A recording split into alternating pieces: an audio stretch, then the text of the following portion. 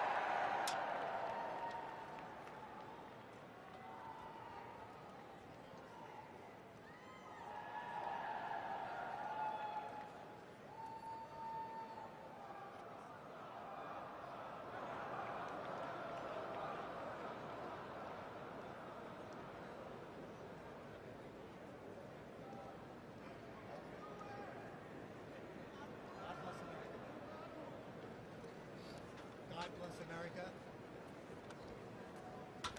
God bless America.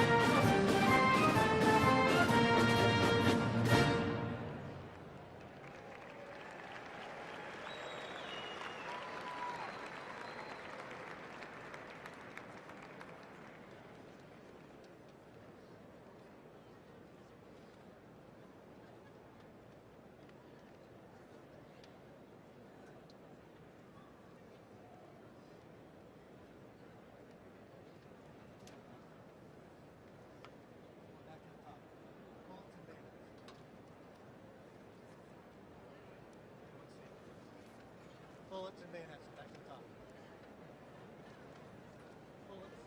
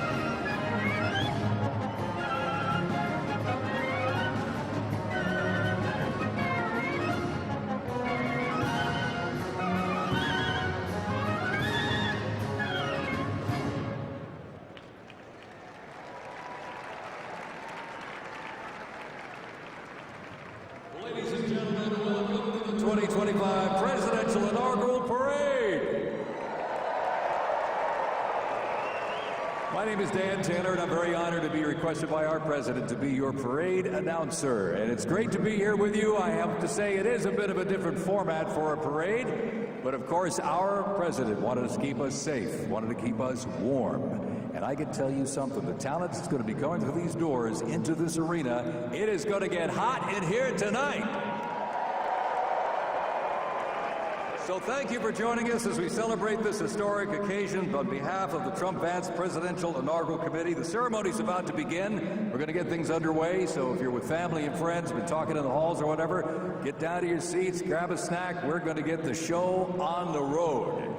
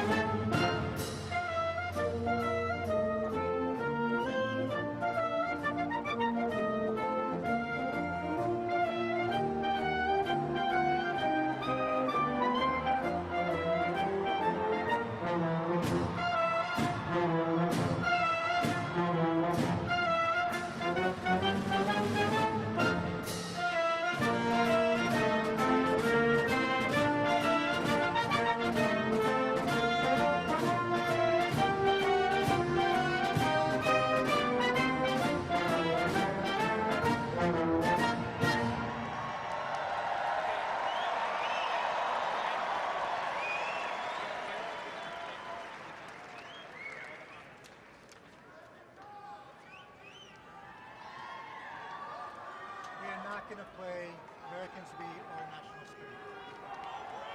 No Americans we our national spirit. Next up is honors.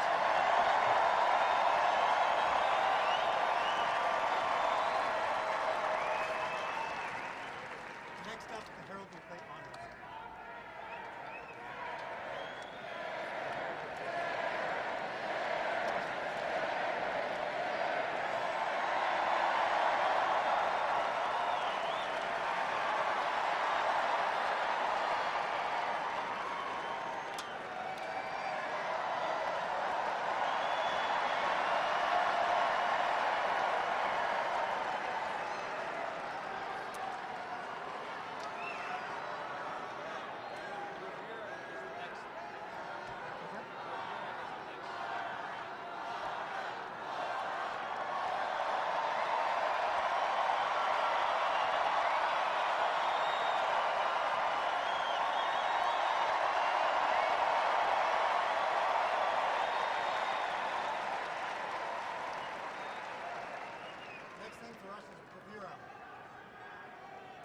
Next thing for us is bravura.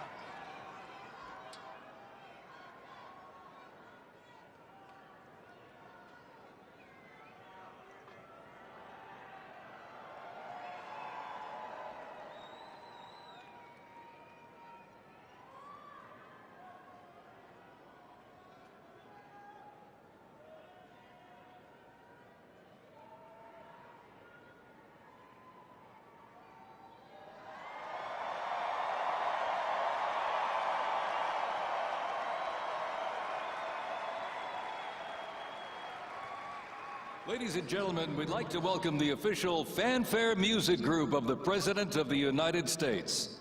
Under the direction of Major Aaron Morris, the U.S. Army Band Herald Trumpets performing their fanfare that's actually written for the 47th President of the United States.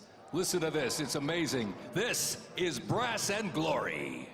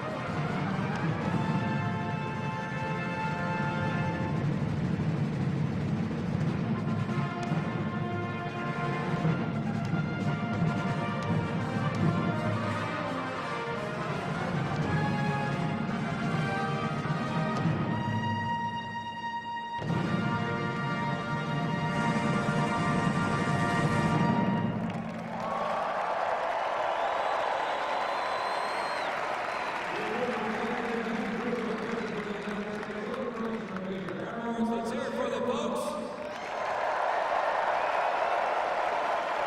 Brass and Glory.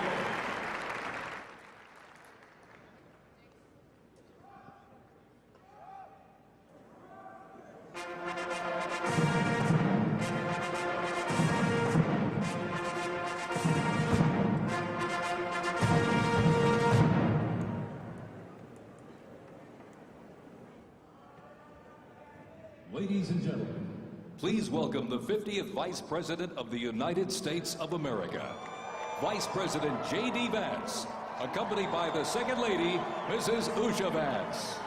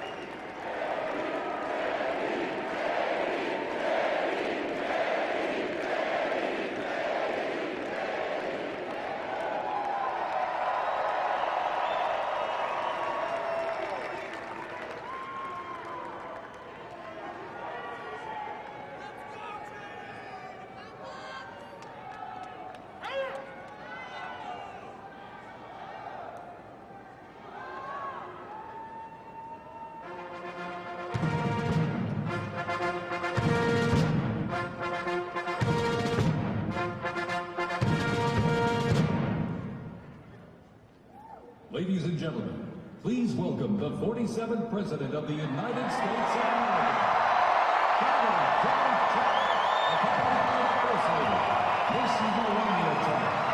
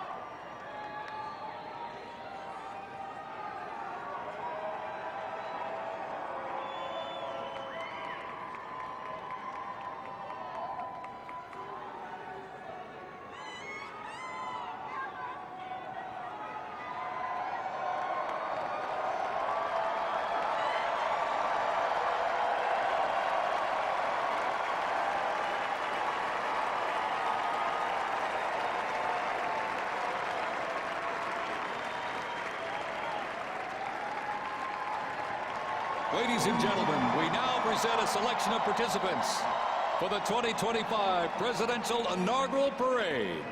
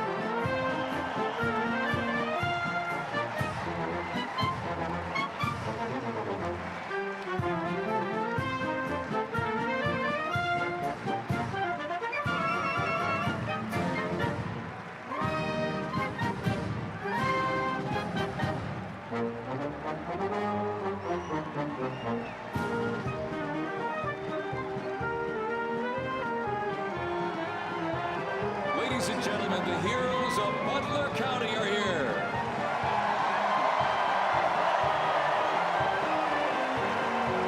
And they are here to pay homage to the life, selfless community service, and sacrifice of Corey Comparatori. Mr. Comparatori, a 10-year U.S. Army Reserve veteran and past fire chief to the Buffalo Township Volunteer Fire Company, who died during the assassination attempt on the life of President Trump in Butler, Pennsylvania, July 13th, 2024. Their formation consists of Pennsylvania State Police, local police, county sheriffs, emergency services unit, EMS, 911 radio dispatch, and hospital personnel, who all heroically stepped into action during the horrific attack. They are also paying tribute to the courageous service of first responders nationwide.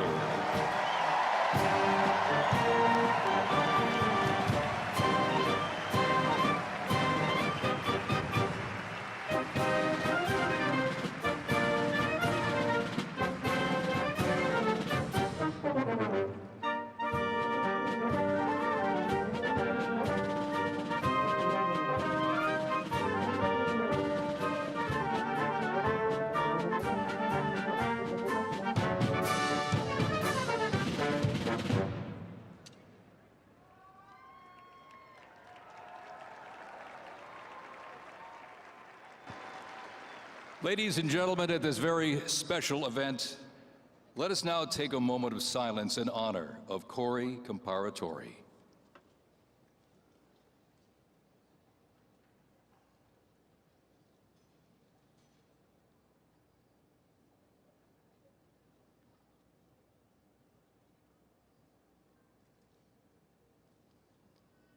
Thank you very much, ladies and gentlemen.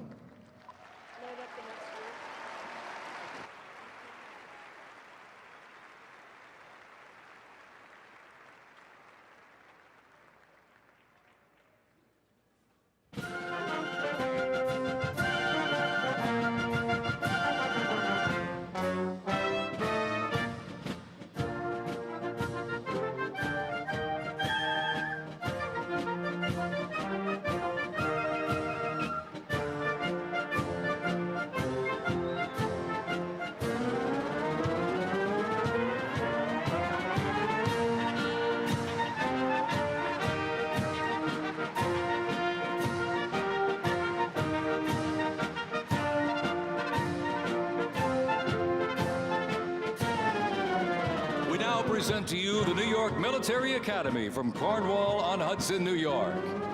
New York Military Academy stands out due to its unique connection to the president himself. President Trump is a 1964 graduate and has been enshrined as one of our alumni of distinction. This historic academy has been named a Junior Reserve Officer Training Corps, that's JROTC, and are marching with their cadet dress uniforms. Look at these, all modeled after post-World War I General Blackjack Pershing's gray uniform.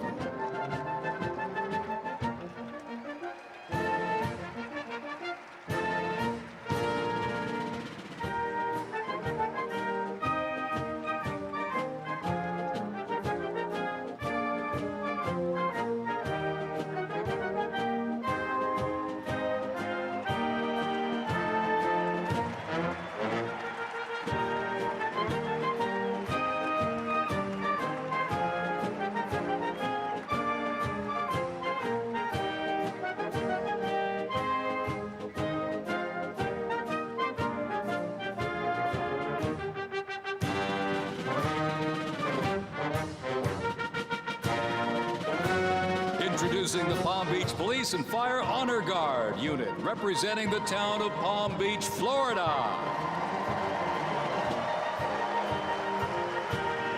This group consists of police officers and firefighters from the town of Palm Beach, home to some of the most prestigious people in the world, including President Donald J. Trump,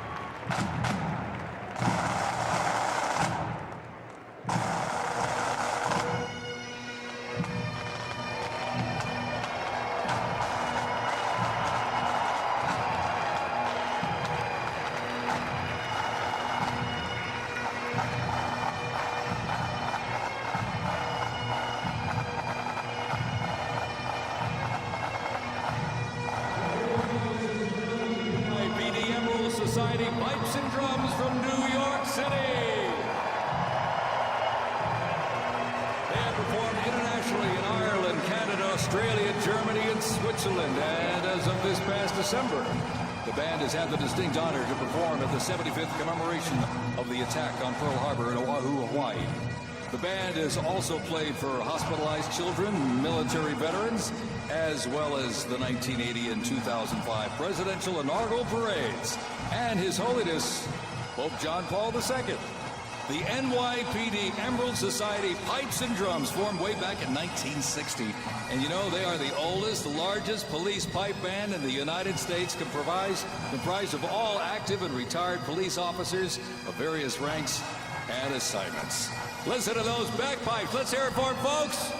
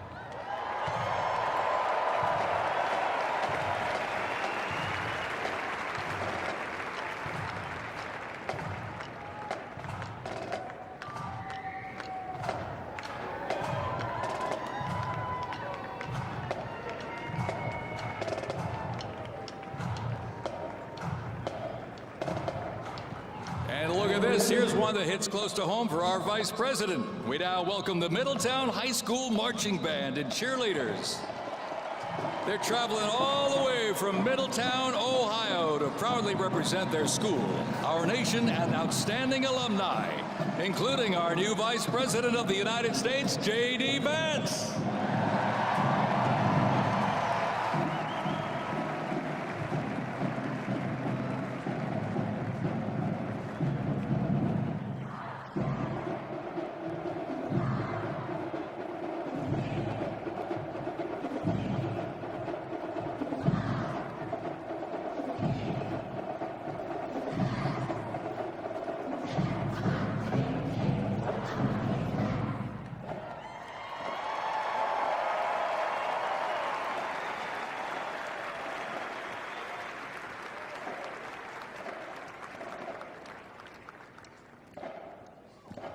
The band has performed in countless parades, community and sporting events, as well as competitions. They have also always qualified for the Ohio Music Educators Association state finals for 23 years straight. How about that?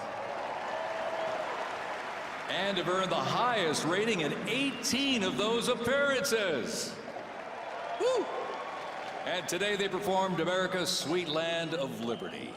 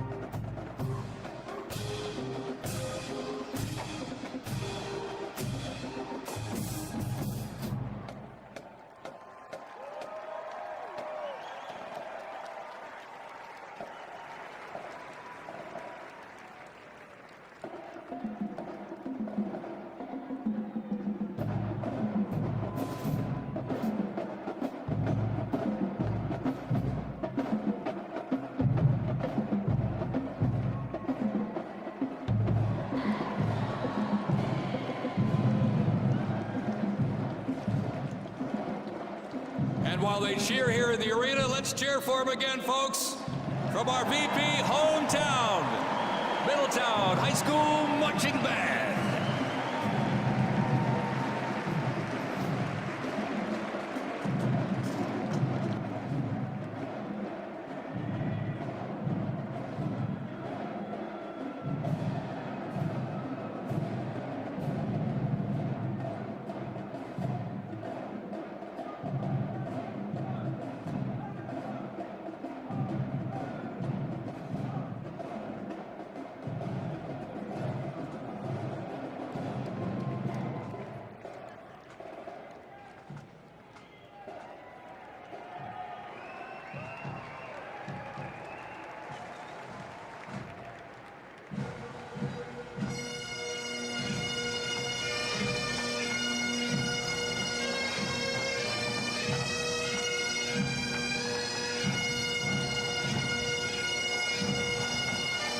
Ladies and gentlemen, entering the arena right now, traveling from Boca Raton, Florida, the Florida Firefighters Pipes and Drums. And they are well seasoned when it comes to civic events. They've played and participated in parades, memorials, and other ceremonial events across both the United States and Europe. Today, they are wearing their most notable uniforms. What a great photo opportunity. Consisting of the Glengarry headgear and kilts. And they are proud to honor their fallen brothers and sisters each and every day.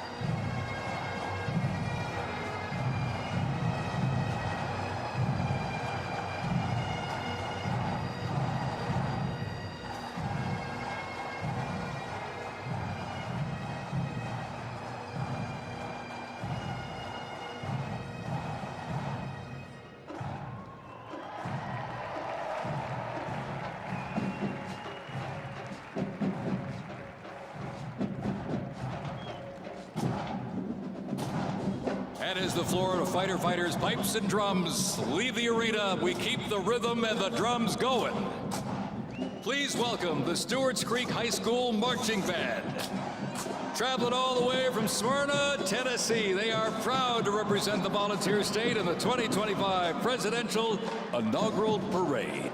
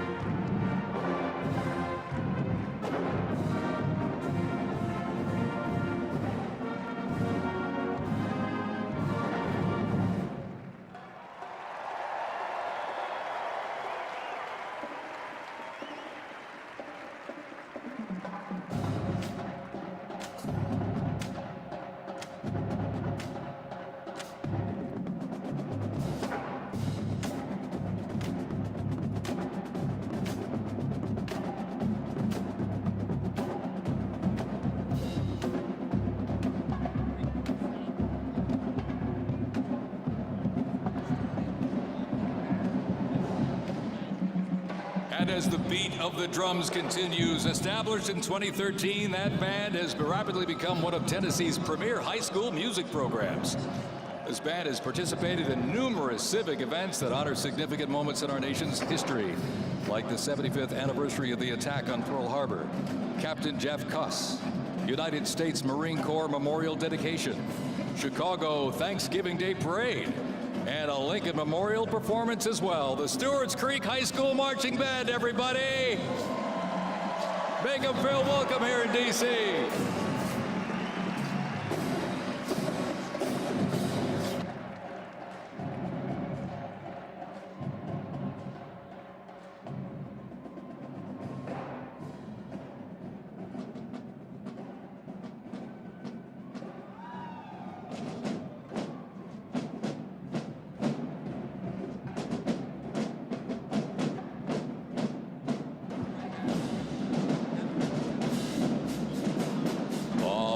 Ladies and gentlemen, now welcoming the Mississippi Valley State University Band.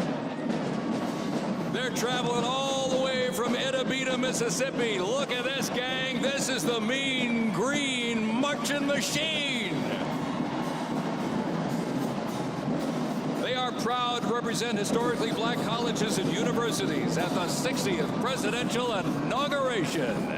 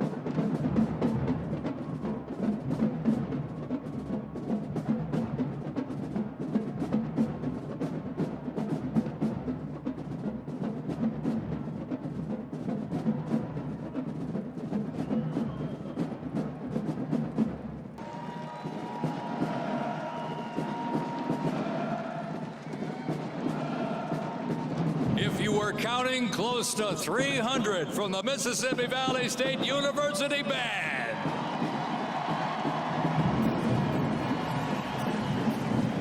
You know, since its founding, the band has consistently played a significant role at their university and across the United States. They have performed for athletic events, Mardi Gras parades, Rose Bowl parades, and many, many more. The Mississippi Valley State University Band takes great pride in presenting culturally diverse presentations for students, faculty, and the surrounding Mississippi communities. Take a look at that brass out there. Woo! That's just part of the big green marching machine. The Mean Green Marching Machine from Itta, Mississippi, ladies and gentlemen.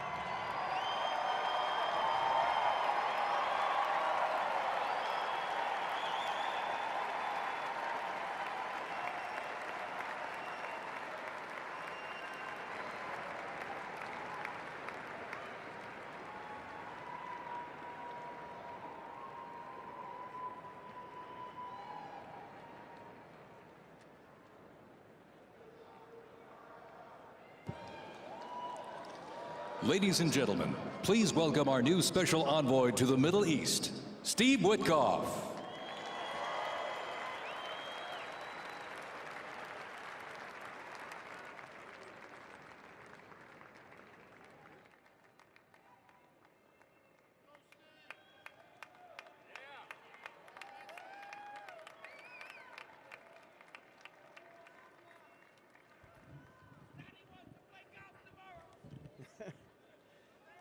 Good evening, everybody. I was appointed by President Trump to be the special envoy for peace in the Middle East.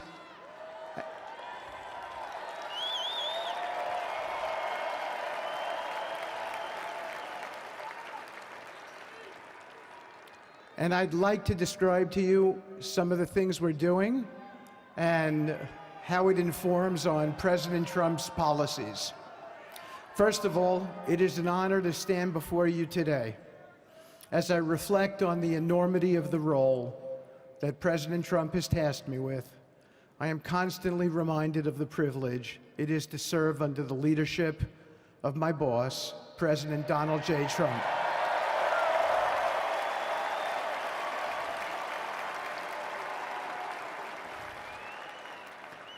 His presidency has provided a clear, bold vision for the Middle East, and it is this vision that guides every step I take in the mission. President Trump's leadership has redefined what is possible in the pursuit of progress and stability in the Middle East. His decisive, pragmatic approach ensures that even the most entrenched conflicts are met with fresh perspectives and innovative strategies. His policies have already delivered remarkable successes, such as yesterday's release of hostages in Gaza.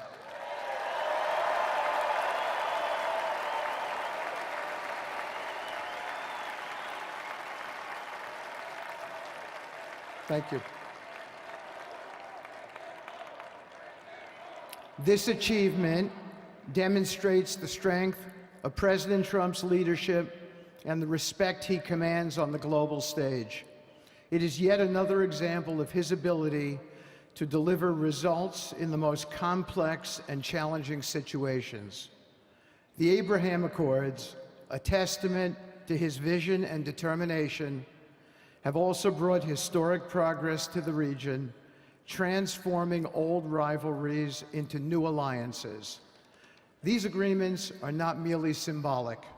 They represent a practical roadmap for peace, economic cooperation, and mutual respect across nations.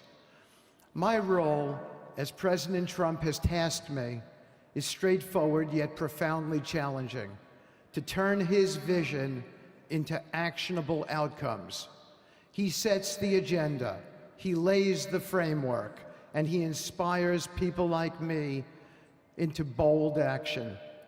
My responsibility is to implement his vision, engaging with leaders across the region to find pathways towards sustainable peace and stability. And let me tell you, having Donald Trump as a boss makes this task not only possible, but far more effective.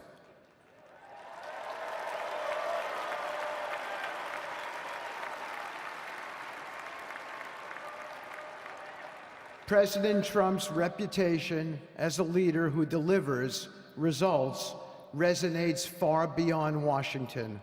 Leaders in the Middle East know he means what he says. His ability to cut through bureaucratic gridlock and focus on tangible results is the game changer.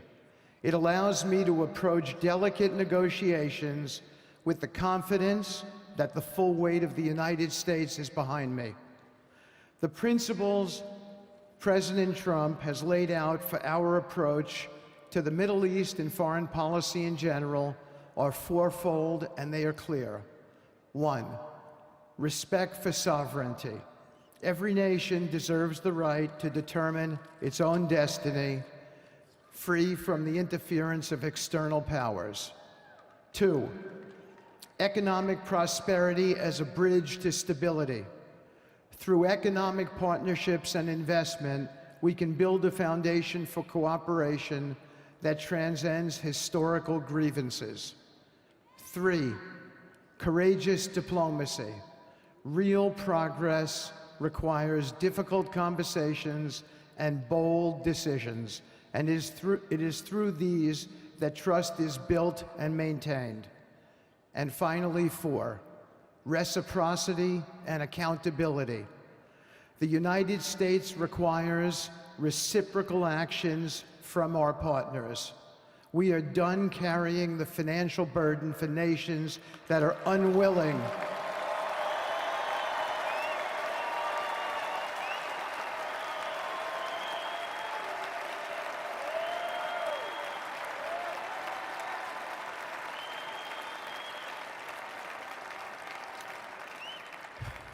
We are done carrying the financial burden for nations that are unwilling to fund their own progress.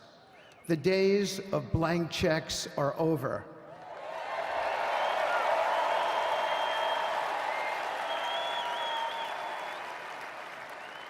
Partnerships under President Trump's leadership must be equitable, and contributions must reflect shared commitments to our goals. In my work, I've seen firsthand how these principles resonate. They provide a foundation that transcends politics and speaks to the shared humanity of all people in a region. Leaders across the Middle East recognize that this Trump administration is serious about results, not symbolic gestures, but real, meaningful progress that improves lives. Thank you.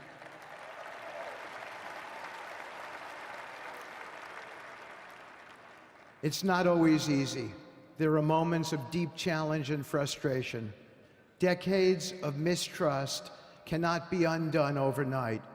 Yet I take comfort in knowing that I am not in this alone. President Trump's clarity of vision ensures that I never have to question what success looks like. His leadership provides the confidence and direction necessary to navigate these complexities. As we move forward, my commitment is to continue the work of advancing President Trump's vision for the Middle East. Whether through expanding the Abraham Peace Accords, fostering economic development, or facilitating dialogue between long-standing adversaries, my focus remains on actionable results. Let me close by saying this: a stable and prosperous Middle East is not an unattainable dream. It is a goal within our reach, made possible by strong leadership and unwavering commitment. Under President Trump's guidance, we are proving that the impossible can become reality. Thank you, but I have one more thing to say. We have some special people for me to introduce you to tonight. President Trump has been talking to them as well.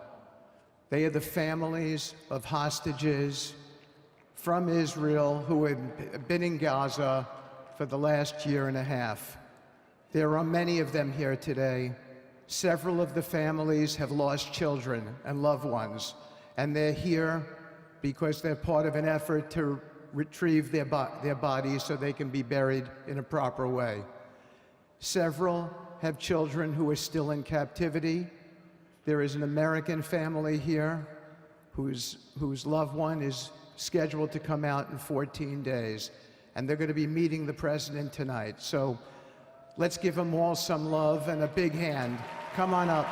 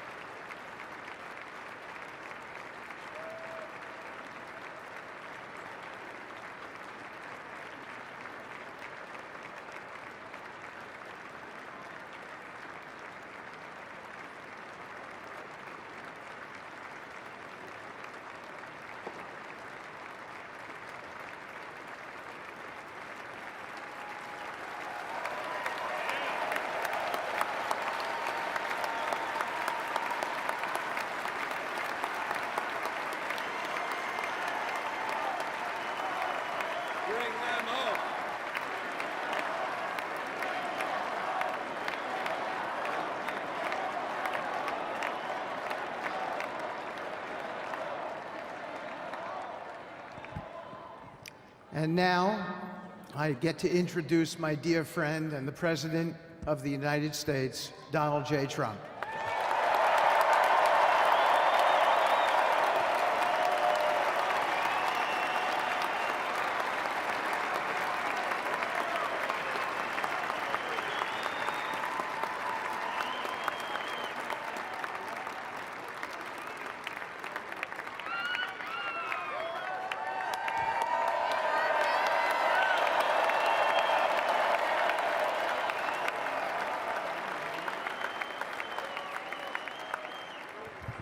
Thank you very much, everybody. Appreciate it. Thank you.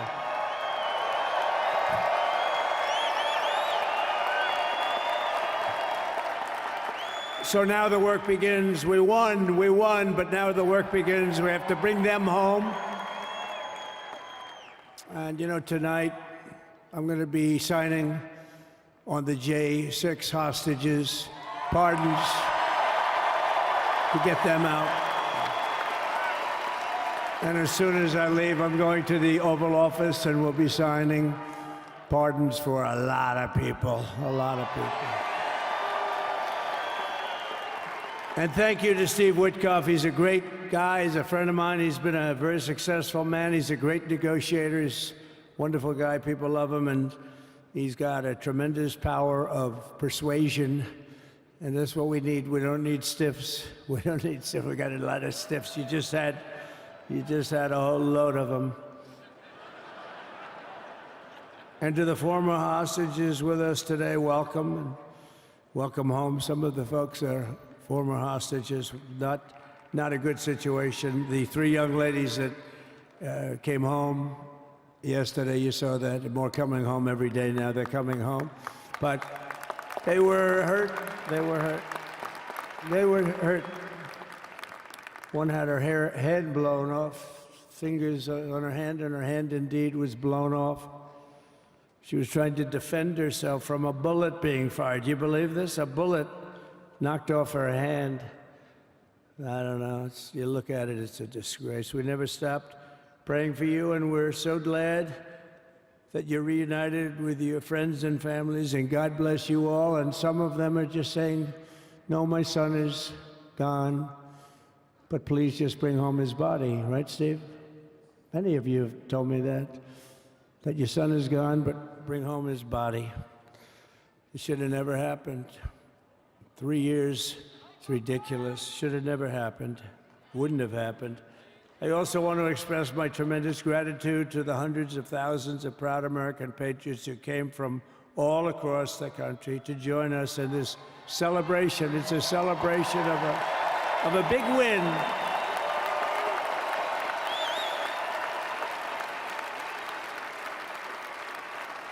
And you're witnessing the dawn of the golden age of America. That's what it's going to be. We're bringing it back. We're going to bring it back fast. We're going to bring it back fast. Let us also thank the incredible service members, National Guardsmen, Police, Secret Service, and law enforcement personnel who are keeping us all safe, even though, and they are great people. New York's finest.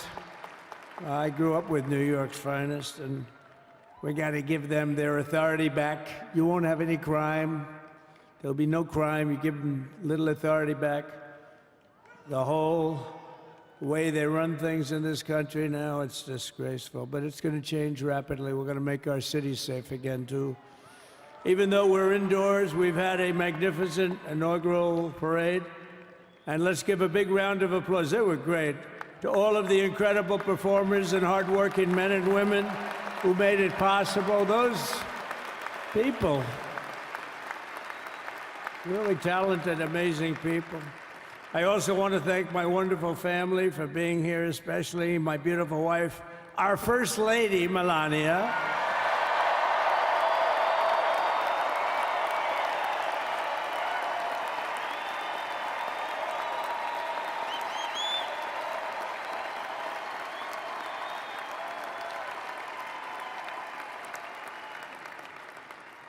They love our First Lady. And also, JD. How good has JD been? And his beautiful wife, Usha. How good is JB? JD has been great. He's another good negotiator, Steve. He's a great negotiator, too. We need negotiators in this country. But so many of the people on the stage behind, not only family members, as an example, Lara Trump, the wife of Eric. She was the head of the Republican Party, along with my friend Michael. Stand up, the two of you. What a job. What a job they did. They worked so hard. They knew there'd be rigging, but they said, we're going to make it too big to rig, and we did. We made it too big to rig. We won every swing state by a lot. We won the popular vote by millions and millions of votes. We won the whole ball of wax. And now we're going to go and drill, baby, drill, and do all the things that we've wanted to do and bring your costs down, your prices down, and make our country safe. So thank you very much, Michael. Thank you very much. What a job you've done, Michael. I'm never moving you, you know. He was thinking about getting a nice job in the administration. I said, no, I'm leaving you right where you are. You've done a very good job. We're not moving you, Michael. I'm sorry. Anyway, thank you very much. Appreciate it. Appreciate it very much. Right here with us also in the arena, I'm about to sign some very important executive orders of our new administration.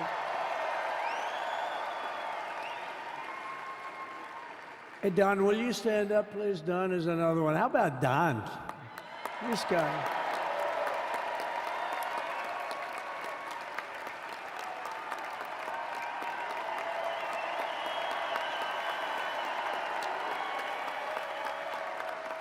He's a popular one. He goes out and speaks. He gets a big crowd.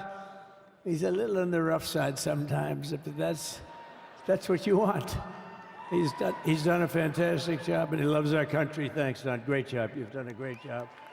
And Ivanka.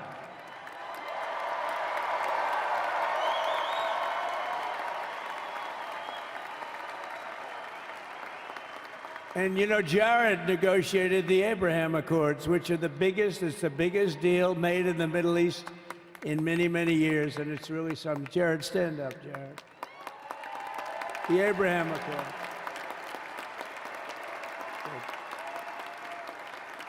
And Tiffany's going to have a little baby. And Michael.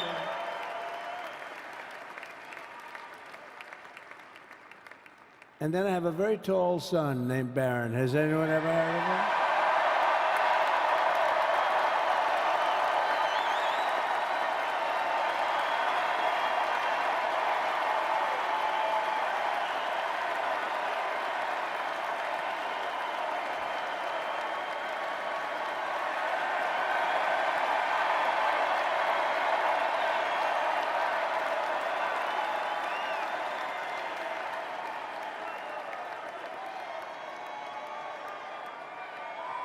Thank you.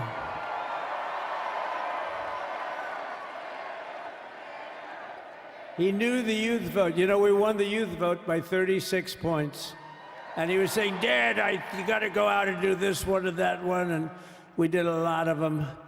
And he respects them all. He understood them very well. And he said, Dad, you got to go out, do Joe Rogan, do all these guys. And we did. We did. And Joe Rogan was great. They were all great, right? Darren, they were all good. He understood the market. Another famous one, how about Kai? Stand up, Kai.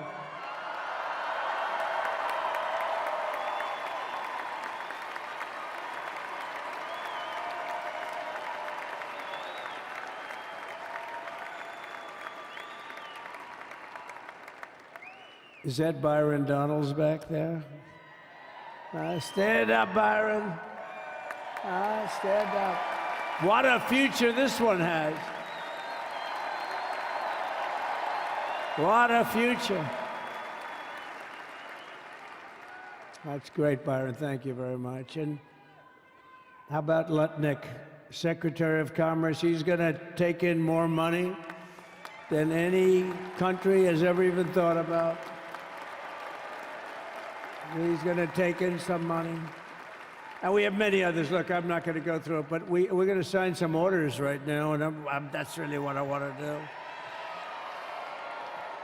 So we're going to sign executive orders. First, I'll revoke nearly 80 destructive and radical executive actions of the previous administration, one of the worst administrations in history. Maybe not one of them, the worst. Anybody that would allow millions of people to pour through our borders from jails, prisons, mental institutions, insane asylums, gang members to be taken off the streets of Venezuela and deposited in our country, and many, not just Venezuela. You know, crime in Venezuela is down 74% because they took their criminals and gave them to us through an open border policy of the previous administration. All over the world, they're emptying their prisons into our country. They're emptying their mental institutions into our country. It stops as of 1 o'clock this afternoon, okay? It stops.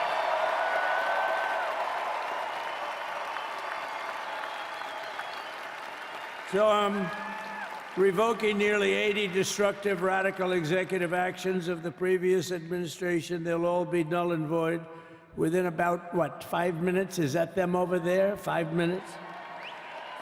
And next, to gain immediate control of the vast federal out-of-control bureaucracy, I will implement an immediate regulation freeze, which will stop Biden bureaucrats from continuing to regulate. Most of those bureaucrats are being fired.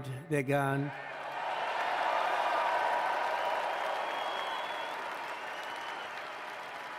Should be all of them, but some sneak through, but we have to live with a couple, I guess. I'll also issue a temporary hiring freeze to ensure that we're only hiring competent people who are faithful to the American public, and we will pause the hiring of any new IRS agents. We will also require that federal workers must return to the office in person. And we're going to take the 88,000 people that they hired to go after you with guns. By the way, they're allowed to use guns and harass you like they were so many other people. Remember this. Okay, remember? Do you remember a little statement about tips? Does anybody remember that little statement? I think we won Nevada because of that statement. But they went out and harassed you over the tips. In other words, we are restoring control of our government to the people. We're going to take those 88,000. Let's see if they'd like to work on the border, because that's where we want them, really.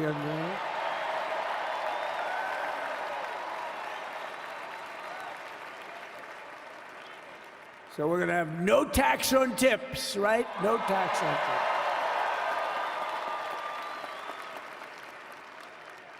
And we may have, like the Speaker of the House, is he here? He's done such a good job. Is Mike here? He's around here someplace. I saw him just a little while ago. Hello, fellas. Look at you guys. Yeah, I know it. He's great. He's doing great. They're all doing good. The Republican Party has never been unified like it is right now. They want to save our country. And we're going to more than save it. We're going to make it greater than it's ever been before by a lot. Next, I'm going to sign a presidential memorandum directing every member of my cabinet to marshal every power at their disposal to defeat inflation and rapidly bring down the cost of daily life, because your costs have gone through the roof in the last 4 years.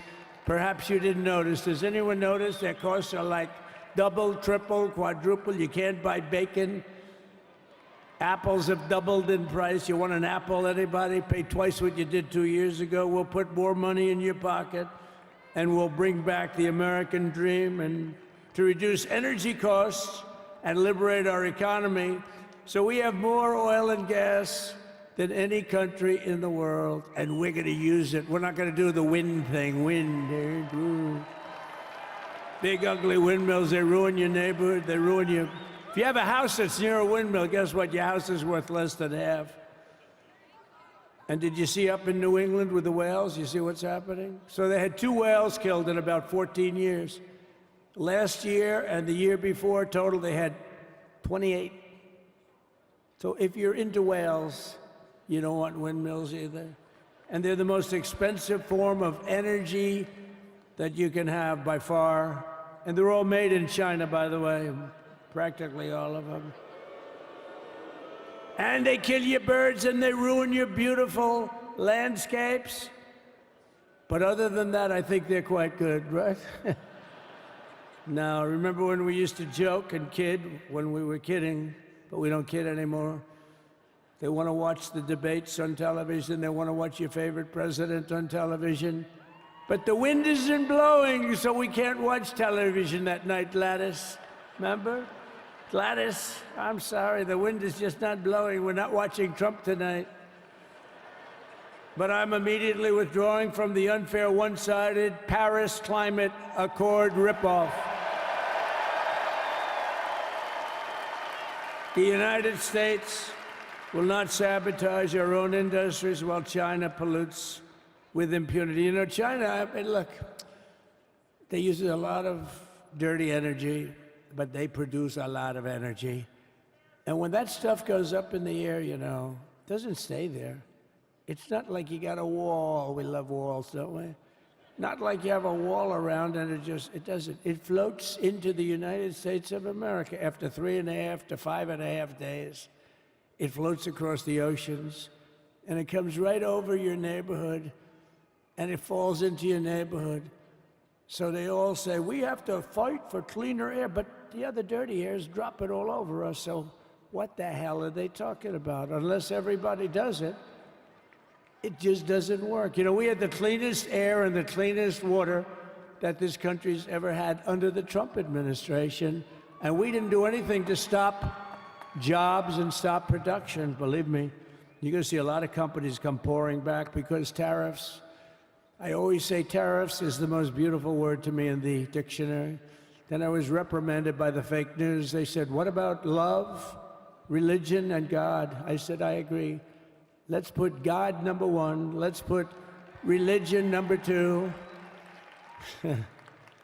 Love, I don't know. We got to put that number 3, I guess, right? And then it's tariff. Because tariffs are going to make us rich as hell. It's going to bring our country's businesses back that left us.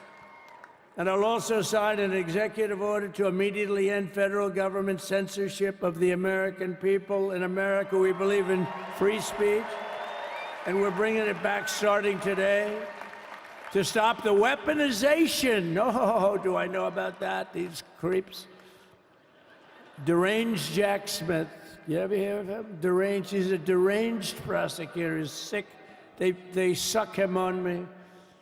He's now been reduced to getting on an airplane, going back to The Hague or wherever the hell he came from. We got to get rid of that guy. Hey, was he one of the many people that got a pardon today? Did they pardon Jack Smith? You know, did you know that Biden, while I was making my speech, pardoned his whole family?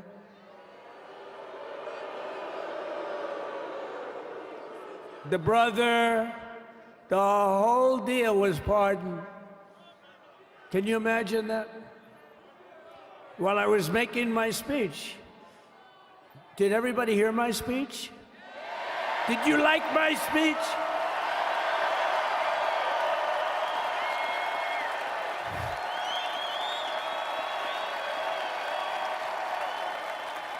Thank you.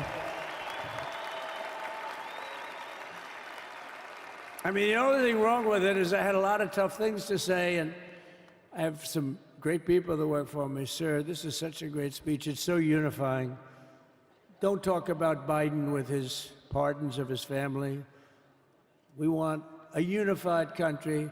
They said, don't talk about the J6 hostages that you're going to be releasing today. Sir, don't put that in your speech, please. I said, but I want to put it in my speech. I said, sir, it won't be unified like it is. It's so beautiful the way it is. And it is getting great reviews. You know, if I put things like that in, I'll get terrible reviews. One little paragraph that's a little bit wrong, the fake news goes crazy, right? So I said, all right, I won't put it in my speech, but you know what? I'm speaking in front of a hell of a lot of people. at a place called Capital One Arena, and I'll talk about it there. So we're going to be going over the beautiful Oval Office, one of the great offices in history. Even if it wasn't beautiful, it's the Oval Office, but it is beautiful. And we love the Oval Office. It all starts with the wars start and end there. Everything starts and ends at the Oval Office. We love it.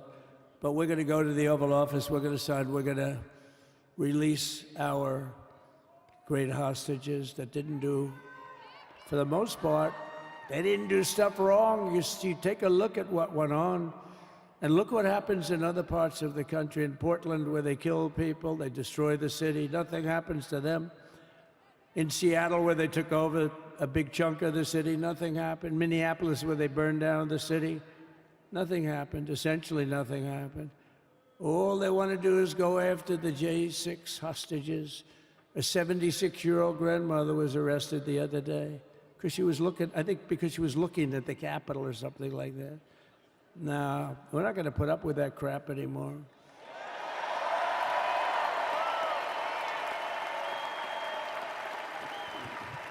And to stop the weaponization of law enforcement, I've been investigated more than any human being in the world. I believe I have the all-time record. Every day a subpoena. Every single day would get subpoenas. I was more than any person. Alphonse Capone, remember I used to talk about it? Now, Alphonse Capone, Scarface, he was a pretty rough guy. He was investigated about 1/100th what Trump was investigated. My father's looking down at me, my mother, how the hell did this happen? You know what it is? They investigated their political opponent, the opponent of Biden, and then ultimately Kamala. Has anyone ever heard of Kamala?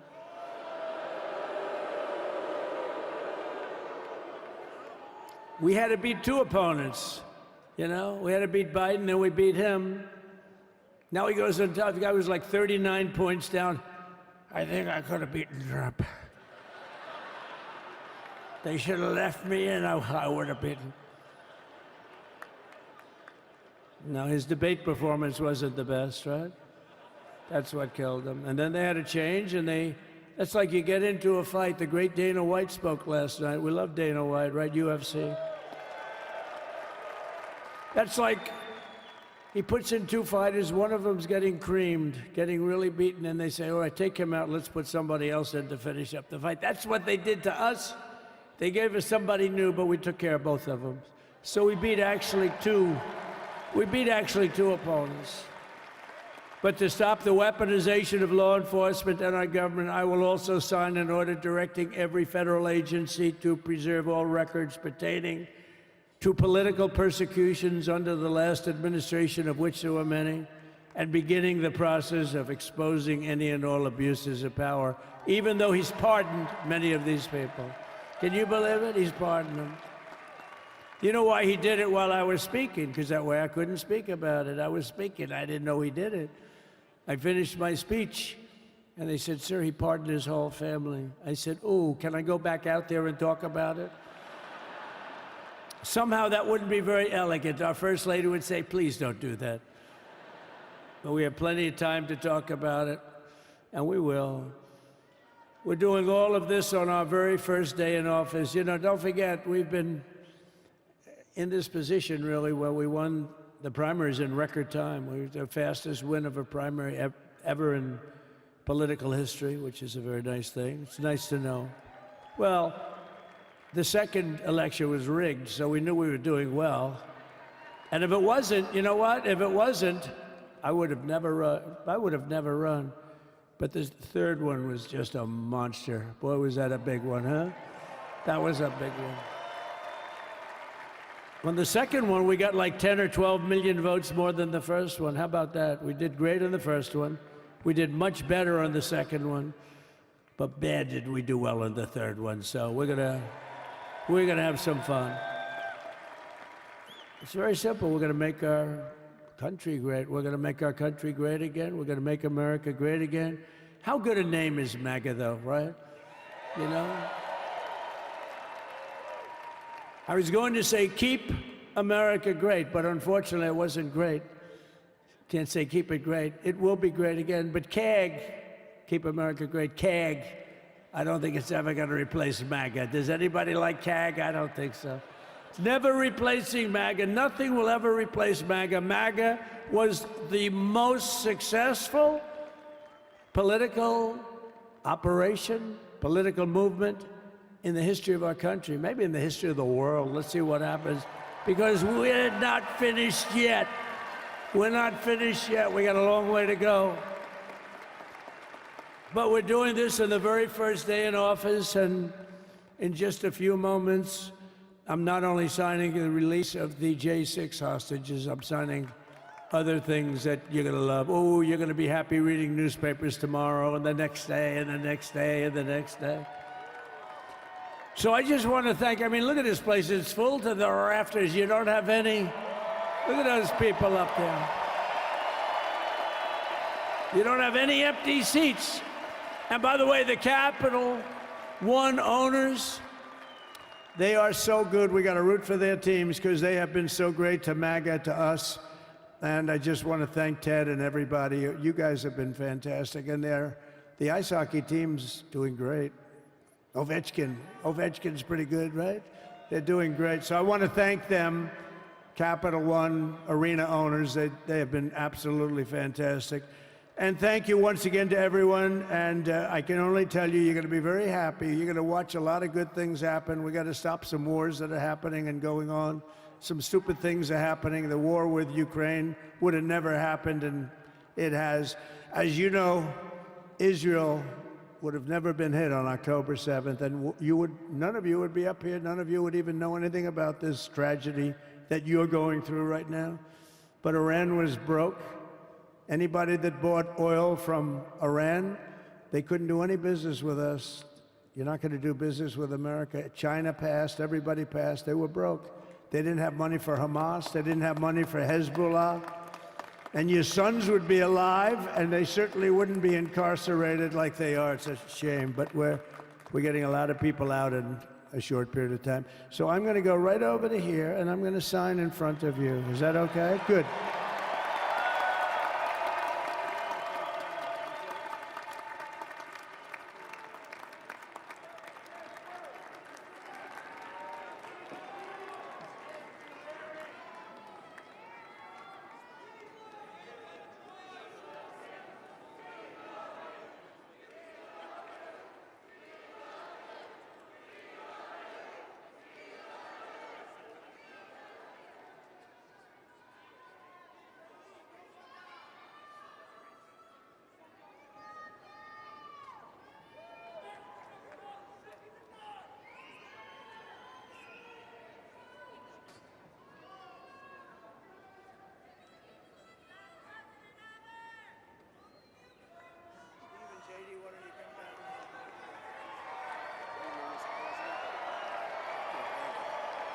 You have that other one to sign? Sorry, what's it? You have the other one to sign? We don't have it over here yet, sir. We'll have it for you back at the oval. The first is the rescissions of 78 Biden-era EOs and presidential memoranda. You want to call it out? Do you want to say it? You want to say it? Oh, if you want me to, sir. Why don't you say what I'm signing? Sure. The first item that President Trump is signing is the rescission of 78 Biden-era executive actions, executive orders, presidential memoranda, and others.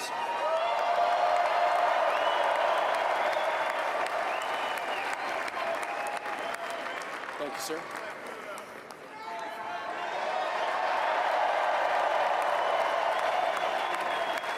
Thank you. The second item, President Trump, is a regulatory freeze, as you announced in your speech, preventing bureaucrats from issuing any more regulations until we have full control of this, the government and this administration.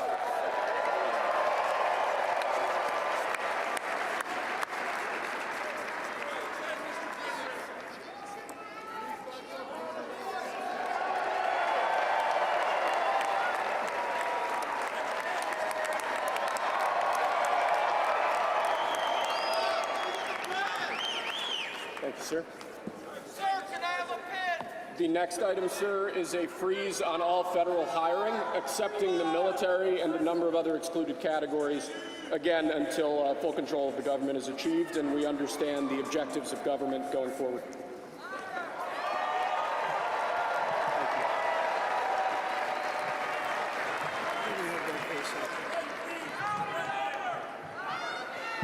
Could you imagine Biden doing this? I don't think so. I don't think so.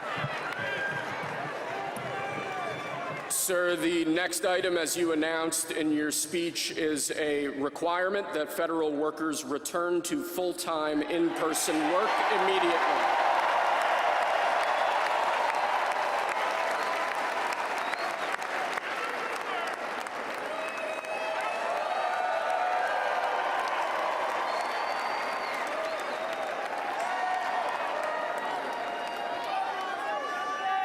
Thank you, sir.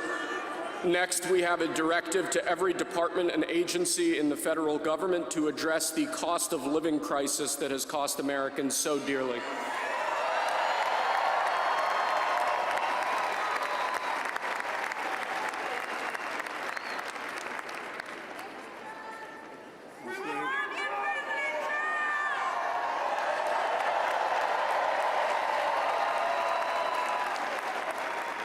Thank you, sir. The next item here is the withdrawal from the Paris Climate Treaty.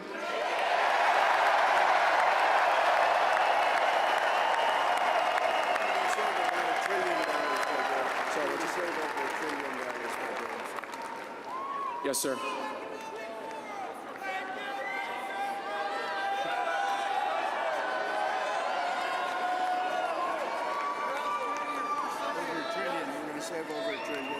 We're going to save over $1 trillion by withdrawing from that treaty.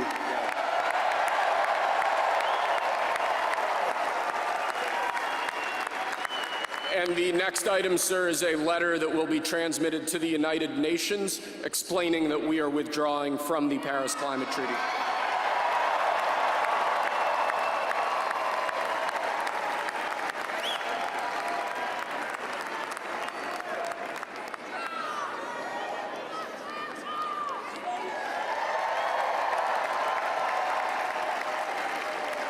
Thank you, sir. This next item is a directive to the federal government ordering the restoration of freedom of speech and preventing government censorship of free speech going forward.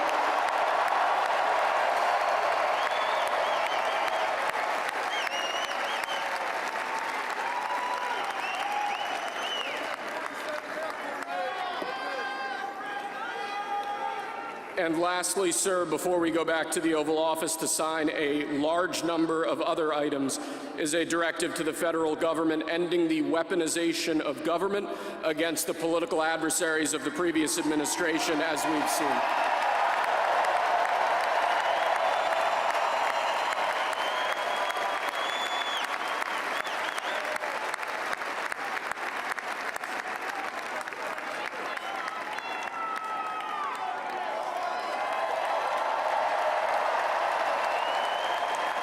Thank you very much, sir. Appreciate it.